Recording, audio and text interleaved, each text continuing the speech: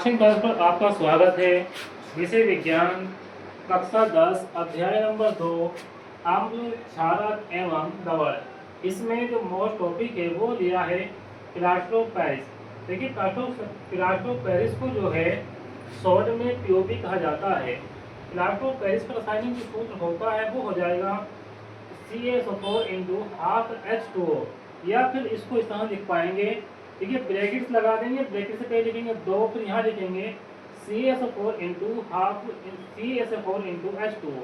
अब ये जो लिखा हुआ है प्लास्टर ऑफ पेरिस है, इसका जो रासायनिक नाम हो जाएगा वो हो जाएगा कैल्शियम सल्फेट हेमीहाइड्रेट। देखिए हेमीहाइड्रेट क्यों कहा जाता है इसको, तो इसलिए कहा जाता है क्योंकि इसमें जो है हाफ जो जल के अणु हैं वो इसमें जुड़े हुए हैं, इसलिए इसको कहा जाता है कैल्शियम सल्फेट हेमीहाइड्रेट। अब देखिए इसको जो है किस तरह से इसको बनाएंगे, इसकी विधि देखेंगे। विधि है जिप्सम को 373 केल्विन पर गर्म करने पर यह जल के अणुओं को त्याग कर कैल्शियम सल्फेट हेमीहाइड्रेट बनता है। इसे प्लास्टर ऑफ पेरिस कहते हैं। अब देखिए जिप्सम का फॉर्मूला है CaSO4 इंटू 2H2O। अब ध्यान में रखेंगे यहाँ ये जो लिखा था फॉर्मूला ये था पीओपी का, लेकिन ये जो फॉर्मूला है ये जिप्सम का है। जिप्सम के फॉर्मूले में जल के जो अणु हैं वो 2 है, और जबकि पीओपी के फॉर्मूले में जल के जो अणु है वो आधा है। जब जिप्सम को गर्म किया जाएगा 373 K पर, तो यहाँ जो जल के जो अणु है 3/2H2O जो अणु है वो इससे अलग हो जाता है, और जो आधा अणु है जल का जो है वो इसके साथ जुड़ जाएगा, तो यहाँ बन जाएगा CaSO4 इंटू हाफ H2O। अब जो ये लिखा हुआ है इसी को कहेंगे प्लास्टर ऑफ पेरिस है, इसको शॉर्ट में कहेंगे POP। प्लास्टर ऑफ पेरिस का जो रासायनिक नाम है वो हो जाएगा कैल्शियम सल्फेट हेमीहाइड्रेट। अब देखिए इसके जो गुण है वो क्या है। पहला गुण हम देखेंगे उस जल का प्रभाव। अब जल का जो प्रभाव होगा यानी कि प्लास्टर ऑफ पेरिस लेंगे वो जो है जल को सोख लेगा, और जल को सोखने के बाद क्या बनेगा वो हम देखेंगे। तो हेडिंग हमारी जल का प्रभाव, यह जल को सोखकर जिप्सम बनाता है जो कड़ाई कठोर होता है। इस पूरी क्रिया को प्लास्टर ऑफ पेरिस का जमना कहते हैं। देखिए यहाँ लेते हैं प्लास्टर ऑफ पेरिस, ये फॉर्मूला हो जाएगा CaSO4 इंटू हाफ H2O। इसको पीओपी भी कहा जाता है।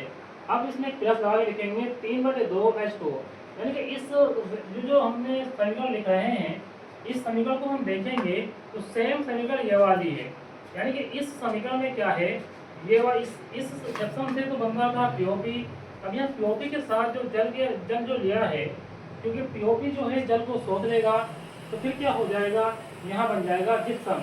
यानी कि जो पीओपी है इसमें 3/2 जल के अणु लिए गए हैं, 3/2 H2O है। अब जो पीओपी है जो जल को क्या कर लेता है सोख लेता है, तो फिर बन जाता है जिप्सम। जिप्सम का फॉर्मूला हो जाएगा CaSO4 into 2H2O।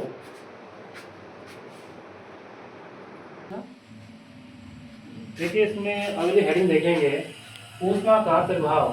Plaster of Paris का फॉर्मूला है लिखा हुआ है। प्लास्टर ऑफ पेरिस को शॉर्ट में जो है पीओपी कहा जाता है। प्लास्टर ऑफ पेरिस को 473 K तक गर्म करने पर उष्णोपस्थित जल के अणु पृथक यानी कि अलग हो जाते हैं। पृथक का मतलब हो जाएगा अलग, पृथक हो जाते हैं तथा प्राप्त अवशेष पदार्थ को मृत द्रवलित कहते हैं। अब देखिए यहाँ जो फॉर्मूला लिखा हुआ है ये CaSO4 whole twice into 2H2O। अब इसको हम गर्म करेंगे, ये फॉर्मूला है पीओपी का। इसको गर्म करेंगे 473 K पर, 473 केल्विन ताप दिया उसको गर्म करेंगे। जब उसको गर्म करेंगे तो यहाँ से जो जल के अणु है दो ये जो अलग निकल जाएंगे, ये बन जाएगा CaSO4। इसको कहेंगे कैल्शियम सल्फेट। लेकिन यहाँ 2 है तो यहाँ भी 2 लगा देंगे। तो जल के जो अणु है यहाँ 2 है, इसलिए क्या करेंगे यहाँ भी 2 लगा देंगे। 673 K से अधिक ताप पर गर्म करने पर कैल्शियम सल्फेट, ये जो कैल्शियम सल्फेट है इसको गर्म करेंगे 673 K से अधिक ताप पर। कैल्शियम सल्फेट कैल्शियम ऑक्साइड तथा सल्फर डाइऑक्साइड में अपघटित हो जाते हैं। देखिए ये है CaSO4, इसका नाम है कैल्शियम सल्फेट।